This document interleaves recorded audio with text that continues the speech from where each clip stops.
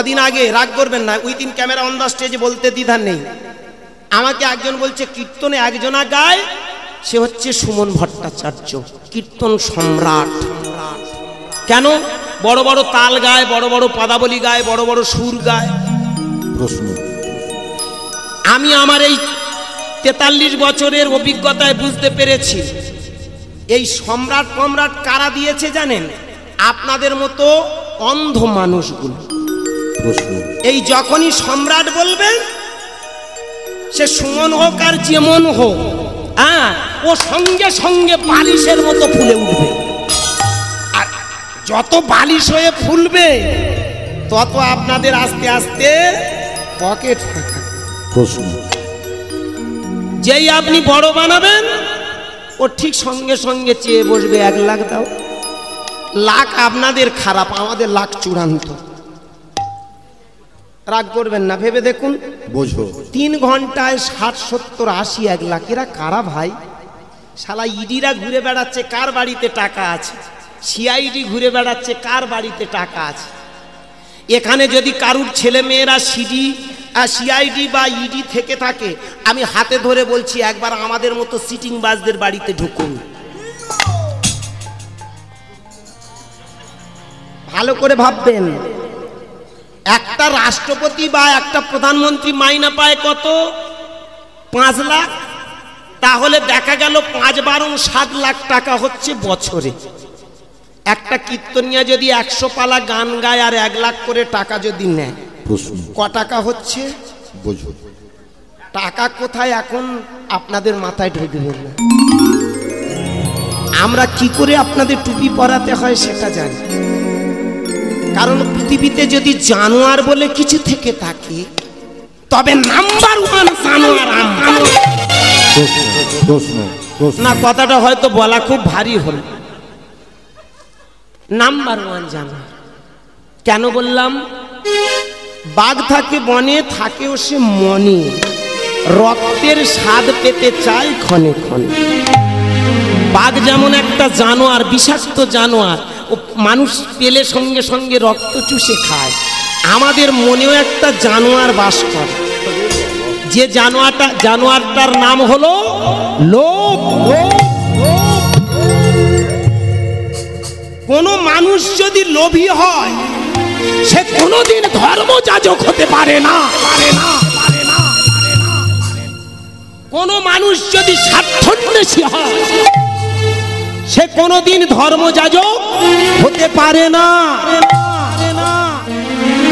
আজ হরিবাসরে দাঁড়িয়ে হয়তো কথাটা উইদিন ক্যামেরা অন দ্য স্টেজে দাঁড়িয়ে বলতে কষ্ট। আমরা দেশকে ভালোবাসিনি, আমরা দেশকে সুস্থ রাখার চেষ্টা করি না। আমরা দেশের সব থেকে বড় শোষণকারী।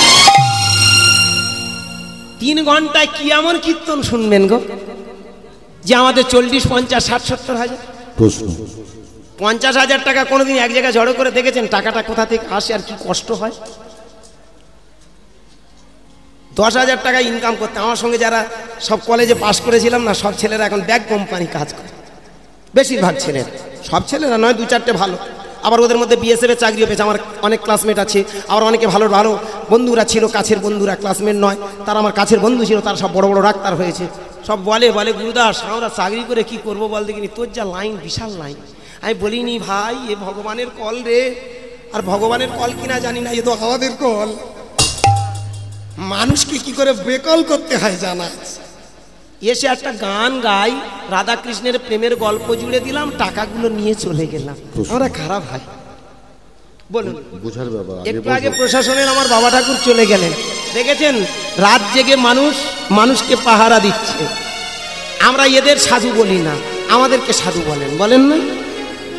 আমরা চৈতন্য রেখেছি, মালে পড়েছি, লোকের মূল্য দেব বলে ঘুরে বেড়াচ্ছি, আমরাই সাধু। কি বলুন? আর যে মানুষগুলো সমাজের উপকার করলো তারা সাধু নয়, তারা সব অসাধু, বলুন না? যখন করোনা হয়েছিল আমাদের আর কেউ কিন্তু খুঁজে পাননি। আমি ফোনটা বন্ধ রেখেছিলাম, জানো বাবা, ওই 2019 থেকে শুরু করে, মানে 19 থেকে শুরু করে আর 2023 সাল না 22 সাল পর্যন্ত একদম ফোনটা সুইচ অফ। আমার বউ বলে কোথায় গান গাইতে হবে না, যে কটা জোগাড় হয়েছে ও কটা আমাদের লাইভ কেটে যাবে। হ্যাঁ গো মা, বিশ্বাস করো মা, কীর্তন জগতে সব থেকে আস্তে হ্যাঁ গাইব। আমি ফালতু কথা বলিনি বাবা, একটু বুঝলে অনেক কিছু বুঝতে পারি। হ্যাঁ, এই ডিফারেন্সটা আসতে, আপনি সম্রাট যাকে বলছেন সে সম্রাট তো?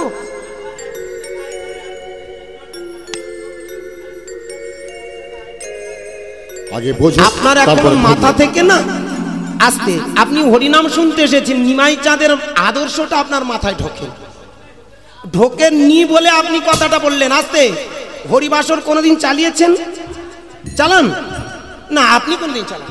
আর যদি চালান আপনার টাকাটা 2 নম্বরই টাকা, আপনার টাকাটা 2 নম্বরই টাকায় হরিনাম করান।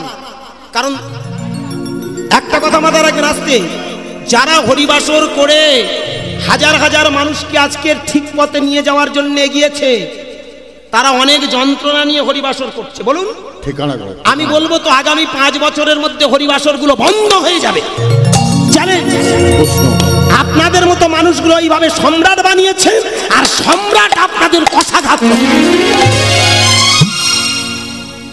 আমি পা দুটো জড়িয়ে ধরে বলবো, পৃথিবীতে যদি কীর্তন সম্রাট থেকে থাকে তবে দুজন, সে হলো আমার নিমাই চাঁদ আর নিতাই চাঁদ।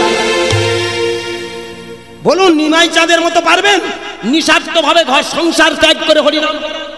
কে কত বড় সম্রাট আমি দেখেনি। টাকা দিলে, টাকা ছড়ালে অনেক কিছু হয় না। একদম। আপনি কেন এই কথাগুলো, আমি পায়ে ধরে বলবো একটু বোঝার চেষ্টা করবেন। পরে বসবেন আমাদের সঙ্গে। আছে, যদি আপনি মনে করেন কথাটা প্রসঙ্গের বাইরে, আমি অনুরোধ করব আমার সঙ্গে আপনি 9টার পরে চলে আসুন। একদম। কটা গ্রন্থ পড়েছেন, নিমাই সম্বন্ধে কতটুকু জেনেছেন, আমি আইডিয়া আপনাদের আস্তে আস্তে আমি চেষ্টা করব তুলে ধরা। শেষ হয়ে গেছে সমাজ, ভালো করে ভেবে দেখবেন। সাধু বলতে আমরা কাদের বুঝি? কেউ মালা তিলক শিকা নিল, সাধু হয়ে গেল, কি বলুন? কিন্তু সমাজটাকে যারা রক্ষা করছে তাদের আমরা সাধু বলি। বলুন, আজকের ভালো করে ভেবে দেখবেন কথার প্রসঙ্গে আমি যেটা বলতে চেয়েছিলাম, ভেবে দেখবেন। আমরা 3 বছর ফোনটা সুইচ অফ করে রেখেছি, কেন? করোনা চলছে, তাই তো। আর সেই করোনার সময় দেখুন তো, যারা প্রকৃত সাধক তারাই কিন্তু নেমেছিল ময়দানে। তারা দেশ, সমাজ, রাষ্ট্র, পৃথিবীটাকে সুস্থ রাখার চেষ্টা করেছিল। ডাক্তার, ভালো করে ভাববেন, নার্স, যারা বিএসএফ এর চাকরি করে, পুলিশ প্রশাসন, বলুন। একদম ঠিক। খুব ঠান্ডা মাথায় ভেবে দেখুন তো, আমরা গিয়ে ঘরের কোণে লুকিয়েছি, একদম। অথচ আমরা লোকের কাছে বলে বেড়াতাম হরিনাম করো সব রোগ সেরে যাবে। ওই সেই সময় কোনো ওষুধ আবিষ্কার করতে পারলাম না। এখানেই প্রশ্ন। সেই সময় বড় বড় যারা সাধক, তাদের সাধনা দিয়ে তৈরি করেছে এই যে কোভিড-19 ভ্যাকসিন। তাহলে বৈষ্ণব কারা, সাধু কারা, সাধক কারা, এগুলো বোঝার আছে। সেইখানে দাঁড়িয়ে ভালো করে ভেবে দেখবেন, আজকের তথাকথিত সমাজটাকে ধ্বংসের পথে আমরা ঠেলে দিয়েছি। কীর্তনের প্রকৃত আমরা ব্যাখ্যা হারিয়ে আমরা অপব্যাখ্যা করেছি। আমরা আমাদের আখর গুছানোর জন্য, মানুষকে টুপি পরানোর জন্য গোটা কতক ভালো মন্দ গান করে নিজেদের গলাটাকে তৈরি করে গলাবাজি করে সুরে মুখ ছড়ায় ভাসিয়ে দিয়ে পকেট ফাঁকা করে চলে যাচ্ছে। ধ্বংসের মুখোমুখি পৃথিবী, হৃদয় গৌর হরি হরি তাই ক্ষমা নাই, ক্ষমা নাই, ক্ষমা নাই, আমাদের কবু ক্ষমা নাই। হৃদয় গৌর হরি বল, হরি বল, হরি বল। আজকের হরিবাসরে পা দুটো জড়ি, বাবা আপনাকে কষ্ট দেওয়ার কথা বলিনি গো ঠাকুর, বিশ্বাস করুন। আপনি তো আমার 1 মিনিটের হলেও বড় গো ঠাকুর, আপনাকে একটুও কষ্ট দেওয়ার জন্য আমি বলিনি। আমার কষ্টটা কোথায় জানো বাবা? আমরা কীর্তনিয়ারা যদি একটু নিমাই চাঁদের আদর্শ মেনে চলতাম, বুঝতাম, তাহলে আমার সমাজটা অনেক ভালো থাকতো গো। আপনি অনেক বড় কীর্তনিয়া, অনেক সুর শিখেছেন, অনেক গান শিখেছেন, অনেক কিছু শিখেছেন, কিন্তু হরিবাসরগুলো যদি মরে যায় তুমি বাঁচবে কিসে? আপনারা আমাদের কাছে ছুটে আসেন নিমাই চাঁদের আদর্শ শুনে, একটু ভক্তি আসবে, একটু প্রেম আসবে, প্রকৃত সত্যটাকে খুঁজে পাবেন। আমার নিমাই চাঁদের কাছে সত্য খুঁজতে গিয়েছিল নবাব হোসেন শাহ, কি বলে গেল দেখুন। নবাব হোসেন শাহ প্রশ্ন করলো, আমার মুসলমানরা তোমার হরিনাম কেন করে? নিমাই চাঁদ হাসতে হাসতে বললো, ঠিকানা পেয়েছে বলে। আরে কিসের ঠিকানা? জীবনের ঠিকানা। আর সেটা কোন ঠিকানা জানেন? নবাব হোসেন শাহ নিমাইয়ের দিকে তাকিয়ে আছে, আর নিমাই বলছে, আমি যদি আপনাকে ঠিকানা না দিতে পারি তাহলে আমি হরিনাম ছেড়ে দেব। আপনার ঠিকানা আমার ঠিকানা তো এক গো। আপনি মুসলমান, আমি হিন্দু না, ও ব্রাহ্মণ, ও ক্ষত্রিয়, বৈশ্য, শূদ্র আলাদা না, আমরা তো সবাই সমান। আর আমাদের ঠিকানা একটা, আমি সেই ঠিকানার কথা বলতে এসেছি। হাতটা তুলুন, প্রেম সে বলো হৃদয় গৌর হরি বল। হরি বল। সেই ঠিকানাটাই এখানে নয়, উপরে। আপনি উপরের ভাবনা ভাবুন। আস্তে মায়েরা, বাবারা একটু মন দিয়ে শুনবেন, তত্ত্বটা গভীর তত্ত্ব, নিগুড় তত্ত্ব, আমার নিমাই চাঁদের প্রকৃত সত্য কীর্তনের তত্ত্ব। সেটা কিরকম? নিমাই চাঁদ সেদিন বললেন, আপনি কোথা থেকে এসেছেন? আপনার কাছে কে সব থেকে বড় ভগবান? আপনার কাছে কে সব থেকে বড় আল্লাহ? আপনি আল্লাহ খুঁজছেন, আল্লাহ আল্লাহ, আপনার আল্লাহ বড়, কিন্তু আপনার সব থেকে বড় আল্লাহ আপনার কাছে কে বলুন? এই পৃথিবীতে আমরা যারা যারা এখানে এসেছি, সব থেকে বড় ভগবানের কাছ থেকে আমরা সবাই এসেছি, আসিনি? কি গো মা? আজকে দিনে আমরা ভগবান খুঁজে বেড়াচ্ছি। হরিবাসরে দাঁড়িয়ে আমি পা দুটো জড়িয়ে ধরে বলবো, হরিনাম শুনে কিচ্ছু হয়নি, হবে না। আমাদের আকর গুছিয়ে চলে গেছি, কিন্তু আপনাদের কিছু হয়নি গো। আমার কথাটা একটু বোঝার চেষ্টা করবেন। আমরা ভগবান খুঁজে বেড়াচ্ছি, কিন্তু দেখবেন ভগবান কাছেই পড়ে আছে বাবা মা। এ জগতে জানবেন বাবা মায়ের উপরে কোনো বড় ভগবান নেই গো। আমার নিমাই প্রথমে শেখালো, আমার হরিনামে কি আছে জানো? উপরে উঠতে শেখায়, জানতে শেখায়, বুঝতে শেখায়। প্রথমেই দেখো না, তোমার উপরে তোমার ভগবান আছে, তোমার বাবা। এই পৃথিবীতে জানবে বাবা মায়ের উপরে কোনোদিন কোনো ভগবান নেই। আমার দুঃখ কোথায় জানেন? তথাকথিত আজকে দিনে মঠ মন্দির আশ্রমগুলো ঠিক তার বিপরীত হয়ে দাঁড়িয়েছে। তোমার মা ছাড়ো, সংসার ছাড়ো, বাবা মা ছাড়ো, সবকিছু ছেড়ে চলো, মঠ মন্দিরে ভগবান মিলবে? নেই। প্রশ্ন, বসে বসে বিড় বিড় করে জপ করলে ভগবান পাওয়া যায় না। What is god and what is he? আছে ভগবানটা কি আর ভগবানটা কি আজও আমাদের মাথায় ঢোকেনি গো। আমার নিমাই চাঁদ প্রথমে শিখিয়ে দিয়ে গেল, ভগবান তো তোমার সামনে। দুঃখ কোথায় জানেন? চারিদিকে এত হরিনাম হচ্ছে, কীর্তন হচ্ছে, এত মঠ মন্দির আশ্রম, প্রত্যেকটা ঘরের বাবা মা কাঁদছে। যে মা 10 মাস 10 দিন ধরে গর্ভে ধারণ করলো, আমরা এত হরিনাম করলাম, এত ভাগবত পাঠ করলাম, এত শাস্ত্র পড়লাম, এত গৌর গৌর করে চিৎকার করছি, এত কৃষ্ণ বলে কাঁদছি, ঘরের কৃষ্ণ, ঘরের রাধাটুকু ভালোবাসতে পারি। প্রশ্ন, একটা কথা জানবেন, যারা অকালে বাবা মাকে হারিয়েছে তারা জানে কত বড় শক্তি। যারা বাবা মার উপরে কোনো ভগবান খোঁজেনি না, তারাই পেয়ে গেছে আসল ভগবান। পৃথিবীতে জানবেন, মা হলো শ্রেষ্ঠ দেবী, বাবা হলো শ্রেষ্ঠ দেবতা। রাধা বলে অন্য কিছু নেই, যার রক্তের ধারা দিয়ে তুমি এসেছো, যে তোমাকে শত ধারা বইও এই পৃথিবীর আলোতে সুখী করার চেষ্টা করেছে। রাধা মানে তো তোমার ঘরের মা, কৃষ্ণ মানে মনে রেখো তোমার বাবা। আজকের আমার দুঃখ কোথায় জানেন? এত হরিনাম, এত চারদিকে ভাগবত পাঠ হলো, কিন্তু বলুন না কোন সংসারে বাবা মা খুব সুখী আছে? প্রশ্ন, 99% মানুষ দেখবেন সব বাবা মা আজকে কষ্টে আছে। হরিনাম করে লাভ, যে বাবা নিজের সবকিছু উজাড় করে একটা সন্তানকে বড় করে, আজকের সেই বাবা বড় অসহায়। যে বাবা চোখের জল ফেলে জানবেন তার কোনো সাধনা করে লাভ নেই। যে মা চোখের জল ফেলে সন্তানের কাছে এক মুঠো অন্নের জন্য ভিক্ষা চায়, একটু ওষুধের জন্য ভিক্ষা চায়, সে কোনোদিন যত বড় সাধক হোক না কেন প্রকৃত সাধনায় যায়নি। আমার নিমাই চাঁদ দেখিয়ে দিল, আমার এই হরি নামে না উপরের ভগবান মেলে গো। এই যে উপরে তোমার ভগবান, তোমার বাবা মা। বাবা মায়ের মতো আপন কেউ নেই। আজ এই হরিবাসরে ইয়ং জেনারেশনের কাছে আমার কৃতাঞ্জলি পুটে বিনীত প্রার্থনা, মঠ মন্দিরে যাওয়া লাগে না গো। পৃথিবীতে জানবেন সব থেকে বড় ভগবান বাবা মা, তাদের প্রতি করণীয় করো, কর্তব্য করো, তাদেরকে ভালোবাসো, সব মিলে যাবে। আমার নিমাই চাঁদ বললেন, আমার হরি নামে প্রথম শিক্ষা কি জানো? তোমার কাছের ভগবানকে তুমি চিনতে পারবে। আর এই বাবা মাকে চেনার পরে তুমি দেখো তো কত নিগুড় তত্ত্ব লুকিয়ে আছে, গভীর তত্ত্ব লুকিয়ে আছে। আমরা সবাই উপর থেকে এসেছি। কিরকম উপর? চলুন তত্ত্ব দিয়ে আস্তে আস্তে আপনাদের চরণে সময় হয়ে ছোট হয়ে আসছে। আজকের গৌরলীলার ভিতর দিয়ে আপনাদের গভীর তত্ত্বটা একটু নিবেদন করে যাই, পরিবেশন করে যাই, মন দিয়ে শুনবেন। আমার নিমাই চাঁদ সেদিন বললেন, এই যে দেখো তোমার বাবা মা থেকে এসেছো, তাহলে তোমার বাবা মা ভগবান। এইবার তোমার বাবা মার কোথা থেকে এসেছো? শুনতে খুব খারাপ লাগলেও আমার নিমাই চাঁদের তত্ত্ব দেখুন। শিক্ষিত ছেলে, তখনকার দিনে প্রিন্সিপাল, তিনি ঠান্ডা মাথায় বললেন, সব থেকে তোমার বাবা মায়ের উপরে থেকে এসেছো। মানে কি? তোমার পিতার বীর্য মধ্যে মায়ের রজ মধ্যে ছিলে, ওইখান থেকে এসেছে। কে? খুব কাঁচা কথার তত্ত্ব। আমরা সবাই এসেছি যে যার বাবা মায়ের রজবীর্য থেকে। আমার নিমাই চাঁদ বললেন, তাহলে ভেবে দেখো তো তোমার এই যে ভিতরে প্রাণটা এসেছে, কোথা থেকে এসেছে? তোমার বাবা মায়ের রজবীর্যের প্রাণ ছিল, তাই এসেছে।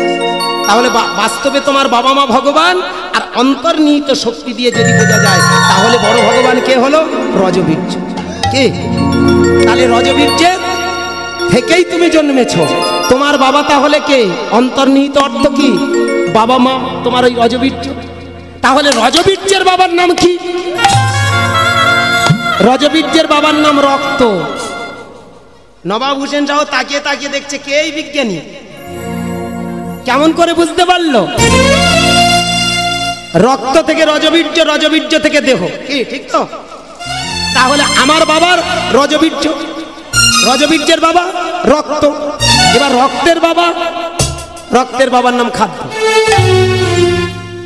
খাদ্য তোমার বাবার নাম। খাদ্য বলবে আমার বাবার নাম, ওই সূর্য হলো আমার বাবা, আর ধরিত্রী আমার মা। এই পৃথিবীতে খাদ্য জন্ম নিয়েছে ওই সূর্য আর পৃথিবীর মতো মায়ের গর্ভ পেয়ে। তাহলে বাবাকে? সূর্য হলো আদি বাবা, মা হলো আদি। তাহলে এই দুজনের মিলনে জন্ম হলো খাদ্য। যে খাদ্যকে হিন্দু, মুসলমান, খ্রিস্টান, জৈন, ধনী গরিব, উঁচু নিচু সবাই জন্মেছি। বেশ বাবা, বেশ বেশ। তাহলে কি দাঁড়ালো? মায়েরা ভক্তমণ্ডলী বাবা। আমার নিমাই চাঁদ বললেন, আচ্ছা দেখো তো আমরা তাহলে সবাই কোথায় ছিলাম? সূর্য মধ্যে। হিন্দু, মুসলমান, খ্রিস্টান, জৈন সবাই ছিলাম সেই সূর্য মধ্যে। সূর্য থেকে এলাম খাদ্যের মধ্যে। খাদ্য খেয়ে জন্ম হলো রক্ত, রক্ত থেকে জন্ম হলো রজবীর্য, রজবীর্য থেকে জন্ম হলো আমার দেহ। তাহলে আমাদের কেন্দ্র কে? এবার সূর্যের বাবার নাম কি?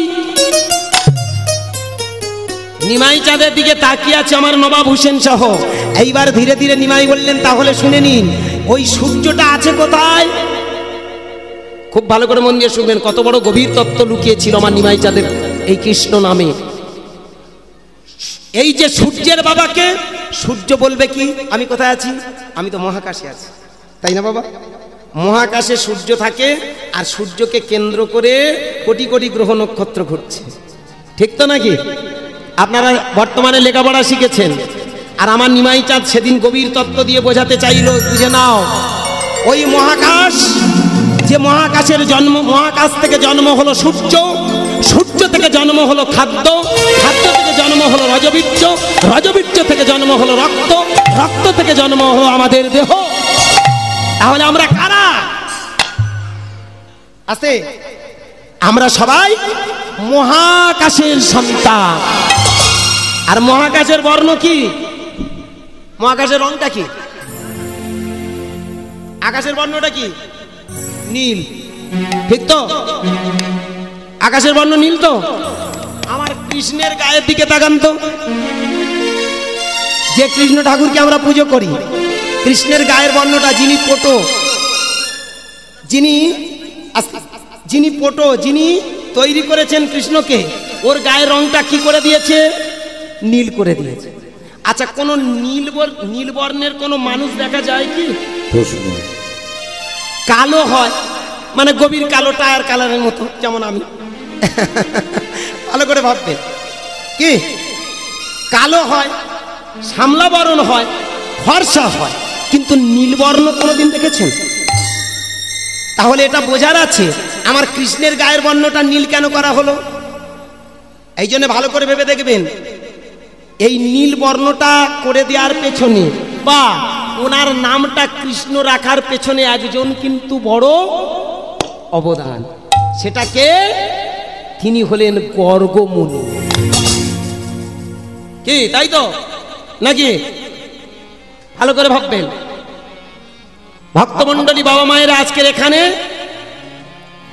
আপনারা যারা আছেন ভেবে দেখবেন, ব্রহ্মা চতুর্মুখে গাহে কৃষ্ণ নাম, পঞ্চমুখে পঞ্চানন গাহে হরি নাম। তাহলে এইবার ভাবুন তো বাবা, যিনি কৃষ্ণ, যাকে কৃষ্ণ বলে আমার ভোলানাথ পূজা করত, সেটা কোন কৃষ্ণ? ভাবুন, এটাই একটা বোঝার আছে। আমার ভোলানাথ কৃষ্ণ নাম জপ করেছে, তাহলে কোন কৃষ্ণ? কৃষ্ণ তো দ্বাপর যুগে জন্মেছিল, কি? আর আমার ভোলানাথ তো সত্য যুগের লোক, তাহলে সত্য যুগের লোক হয়ে কৃষ্ণ নামটা কি করে পেল? এই কৃষ্ণ হলো নররূপী নারায়ণ, আর ভোলানাথ যে কৃষ্ণ নাম করেছে সেটা হলো ব্রহ্ম কৃষ্ণ। ওই মহাশূন্য, যিনি অসীম, যিনি অনন্ত, ওই যে গ্যালারির কোনো ঠিকানা নেই, আছে বাবা? ভালো করে ভেবে দেখবেন, ওর কোনো ব্যাস ব্যাসার্ধ গোলার্ধ আছে কি? একটা পৃথিবীর ব্যাস ব্যাসার্ধ মাপা হয়েছে, সূর্যের ব্যাস ব্যাসার্ধ মাপা গেছে, কিন্তু কেউ বলতে পারবে মহাকাশের ব্যাস ব্যাসার্ধ গোলার্ধ কত? এই কীর্তনগুলো আমরা এখন বুঝিনি গো। এই জন্য কৃষ্ণ নামটা কি আজও মাথায় ঢোকেনি। এই কৃষ্ণটা কে বলেছিল? ব্রহ্মা। ব্রহ্মা তার কৃষ্ণ বলেনি, তার নাম দিয়েছিল রাম। আমার একটা প্রশ্নের উত্তর দেবেন? আস্তে। এতদিন তো শাস্ত্র পড়েছেন, আস্তে। শাস্ত্র তো পড়েছেন, শাস্ত্রে প্রমাণ আছে ব্রহ্মা চতুর্মুখে রাম নাম গাইতো তো নাকি? যে রাম নামটা চবন মুনির ছেলে রত্নাকরের কানে দিয়েছিল, তাহলে রত্নাকরের কানে রাম নাম দিল, তখন রাম জন্মেছিল কি? ও তো রাম রাম রাম রাম। ভালো করে ভাববেন, প্রথমে বলতে পারেনি মরা, বলতো মরা মরা মরা মরা রাম রাম রাম। যখন চবন মুনির ছেলে রত্নাকরের কানে দিয়েছিল রাম নাম, ওই সময় রাম জন্মেছিল কি? তাহলে এই রাম হলো ভগবান, আর ওই রাম হলো ব্রহ্ম রাম। বোঝা গেল? রাম, ভালো করে ভাববেন, রাম ব্রহ্ম মানে কি? ও ব্রহ্মকে চিনতে গেলে নিজের জীবন চরিত্রটা চিনতে হবে। তুমি কোথা থেকে আসলে, তুমি কোন প্রসেসে আসলে, কোন ধারা দিয়ে আসলে। তাহলে কোন ধারা, কোন প্রসেস মিলিয়ে নিন। এই জন্য তখনকার দিনে নবাব হুসেন শাহ নিমাইকে কাছে ডেকেছিল, জানেন? আস্তে শুনে নিন, এসব কীর্তন তো আর বর্তমান দিনে হয় না, আর শুনতেও পাবেন না। ঠিক করবে বাবা, রাগ করবেন না, কথাগুলো ভাববেন। আমি বাহাদুরি কেনার জন্য কথাগুলো বলছি না, কথাগুলো আজকে একটু মাইন্ড করবেন, ভাববেন। বর্তমান দিনে এই কথাগুলো আর আমরা কীর্তনে হরিবাসরে বলি না, আর বলি না বলে আপনাদের সেই অতল তলে রাখা হয়েছে। ভাববেন আস্তে।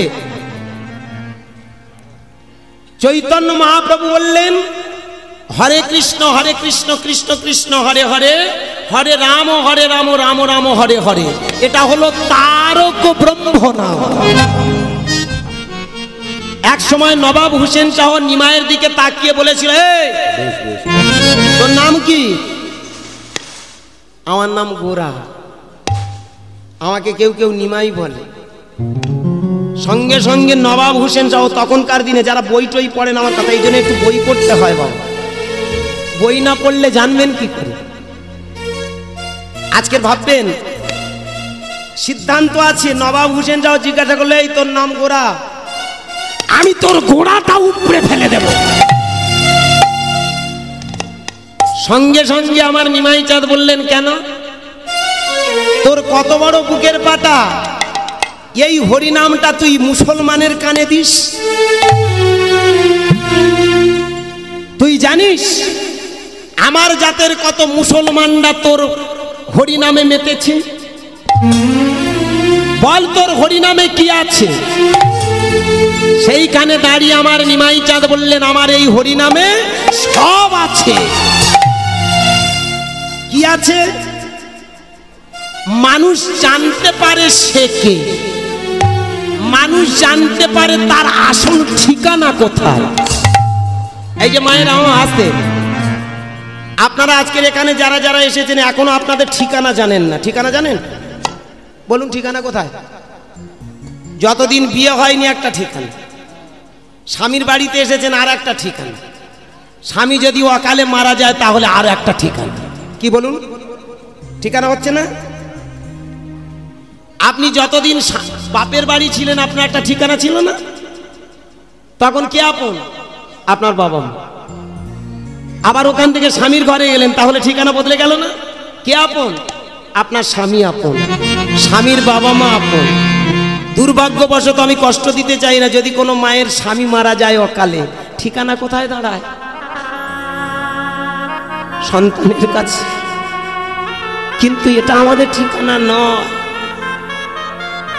কালের বিবর্তন ধরে ধরে আমার মায়েরা আপনারা আজও নিজেদের ঠিকানাটাকে খোঁজেন। আমার এখানে বাবা যারা বসে আছেন ভালো করে ভেবে দেখবেন, আপনারা ঠান্ডা মাথায় ভেবে দেখবেন। হ্যাঁ,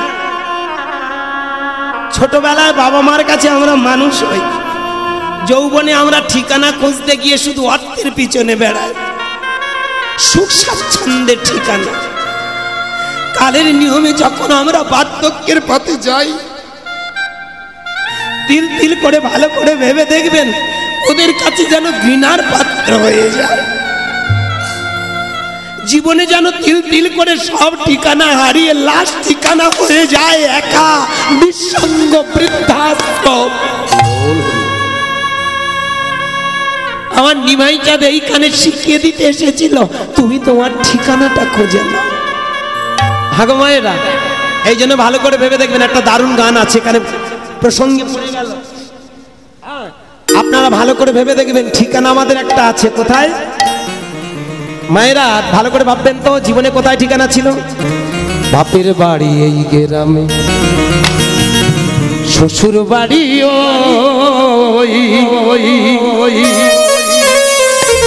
শুধু তোমার বাড়ি কই গো নারী, তোমার বাড়ি।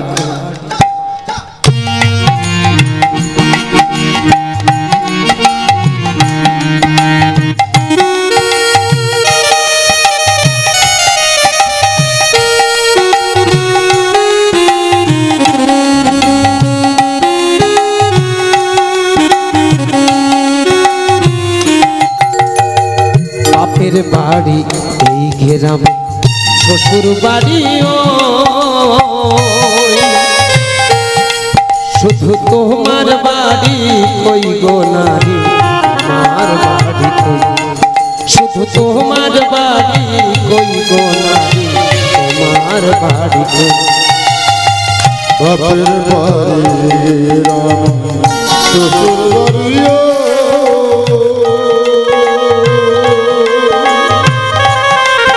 শুধু তোমার বাড়ি কই গো নারী, তোমার বাড়ি কই, শুধু তোমার বাড়ি কই গো নারী, তোমার বাড়ি কই। শিশুকালার শৈশব কাটে পিতার আলয়ে, যৌবন কাটে স্বামীর ঘরে শ্বশুর আলয়ে। শিশুকালার শৈশব কাটে পিতার আলয়ে, যৌবন কাটে স্বামীর ঘরে শ্বশুরালয়ে। আবার বৃদ্ধাকালে আশ্রয় নাই যা, বৃদ্ধাকালে আশ্রয় নাই যা, ওদের কাছে। ওই যে একটু আগে বলে গেলাম ঝেটার কাছে শেষ জীবনে, না না বেটার কাছে। ওই হলো বয় যাবালা আকারটা একার বেটার, ঝয় যাবালা আকারটা একা ঝেটার। কি আমাদের জীবনের শেষ পরিণতি? মায়েরা কষ্ট পাবেন না, ভেবে দেখবেন। কিন্তু এখনো আপনারা আসল ঠিকানা খুঁজেন।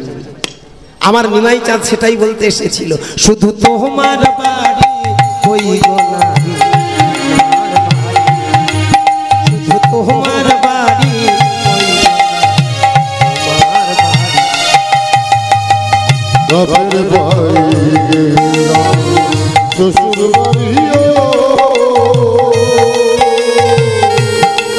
শুধু তোমার বাড়ি কই গো নারী, তোমার বাড়ি কই, শুধু তোমার বাড়ি কই গো নারী, তোমার বাড়ি কই। সারা জীবন হাডরালা দিদি পরের হাড়িতে, আপন ভেবে ঘর বাঁধিলি পরের সংসারে। সারা জীবন হাডরাল দিলি পরের হাড়িতে, তাই না? আপন ভেবে ঘর বাঁধিলি পরের সংসারে, যেমন পরের ঘরে বাসা বেঁধে, পরের ঘরে বাসা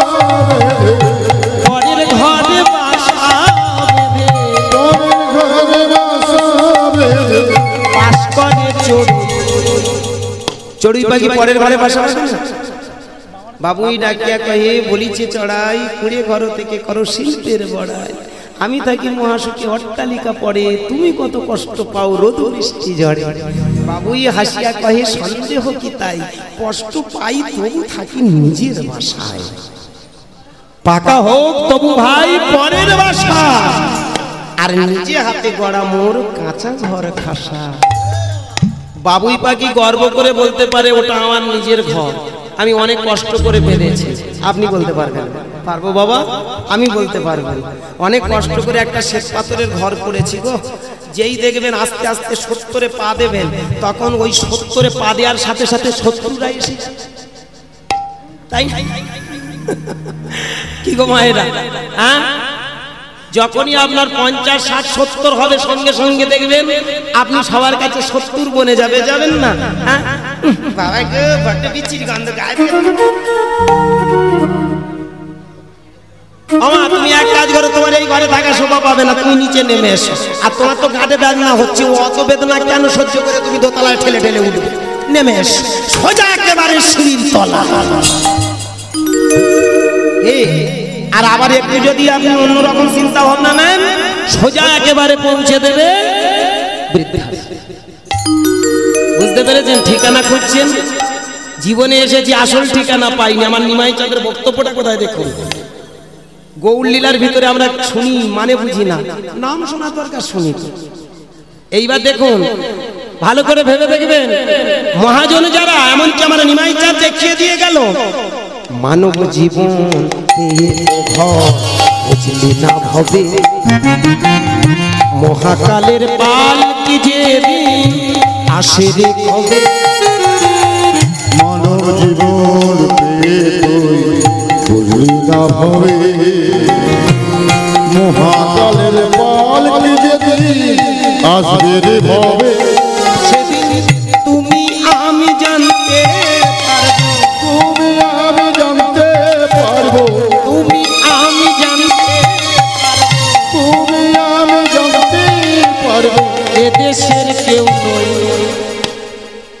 কথাটা ভালো করে ভাববেন, এটা দয় বয় একার মধ্যাহ্ন স্বদেশ, হিংসা ছাড়া কিচ্ছু নেই। ভালো করে বোঝার আছে, এদেশে আমরা কেউ থাকতেও আসিনি। এখানে হিংসা, হানাহানি, মারামারি, কাটাকাটি, লাঠালাঠি, রক্তারক্তি ছাড়া কিছু হয় না। একটা দেশ আছে, যে দেশে আজও আমরা যেতে পারি। আমার নিমাই চাঁদ ওই নবাব হোসেন শাহকে বলছে, যারা আমার দেশে গেছে না, তারাই এসে হরিনাম করছে। মানে কথাটা ভাববেন। নবাব হোসেন শাহ প্রশ্ন করলো, সেটা তোমার কোন দেশ? নিমাই ধীরে ধীরে বলল, কেন, যে দেশ থেকে আপনি এসেছেন, আমি এসেছি, বিশ্ব ব্রহ্মাণ্ডের সবাই এসেছি। মানে ঠিকানা তো আমাদের একটা না। এখানে আপনারা আমরা যারা যারা আছি, ভালো করে ভেবে দেখবেন, আমাদের ঠিকানা কিন্তু সবার একটা। কোনটা কিভাবে?